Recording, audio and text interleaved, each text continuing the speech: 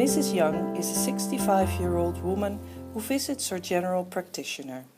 She has a heavy feeling in her lower abdomen and she sometimes loses urine during exercise. The general practitioner has found a prolapse of the anterior vaginal wall with the leading edge staying 1 centimeter above the hymen. She also found a prolapse of the uterus with the leading edge staying 2 centimeters above the hymen. Pelvic organ prolapse is a condition which is frequently encountered in primary care, especially in postmenopausal women. Women with a prolapse may suffer from a range of pelvic floor symptoms that may be related to a descent of the pelvic organs, the uterus, the bladder or the bowel. In case of a urogenital prolapse, the uterus descends into the vagina, or the walls of the vagina bulge downwards during an increase in abdominal pressure. If the leading edge of the prolapse stays above the hymen, as is the case in Mrs. Young, there is a mild prolapse. Pelvic floor muscle training could alleviate symptoms of a mild prolapse. However, we do not know whether this is better than watchful waiting and starting treatment if the prolapse has descended beyond the hymen.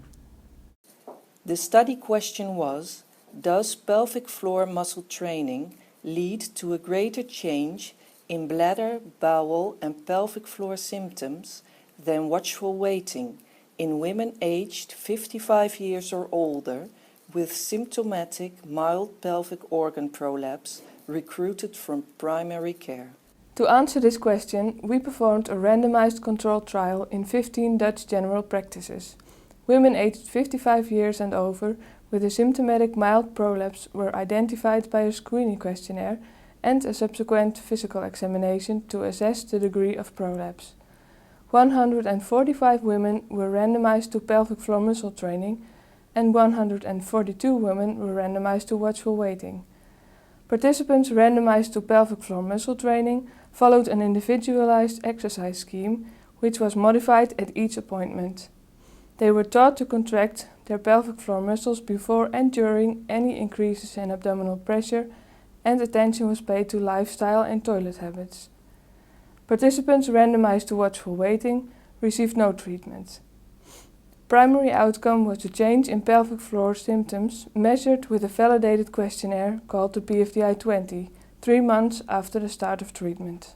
Participants in the pelvic floor muscle training group improved on average 9.1 points more on the PFDI-20 questionnaire than participants in the watchful waiting group.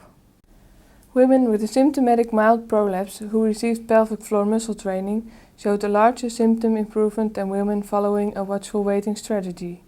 However, we do not know for sure whether this statistically significant difference of 9.1 points is also clinically relevant, as very limited literature is available on a minimal clinically important difference of the PFDI-20 questionnaire in the primary care population. In the design phase of this trial, we assumed a difference of 15 points to be clinically relevant, but since this was based on an estimation, the clinical relevance of the difference found in this study remains uncertain. Based on the results of this trial, pelvic floor muscle training might be considered as a treatment of women with bothersome symptomatic mild prolapse who do not qualify for pessary treatment or surgical correction. The general practitioner discussed both options with Mrs. Young. She told her that pelvic floor muscle training might lead to a slightly greater improvement in her symptoms than 3 months of watchful waiting. Whether pelvic floor muscle training will prevent symptoms from getting worse is not known yet. Mrs. Young will think about the options. To monitor her symptoms, the general practitioner will see her again in 6 months.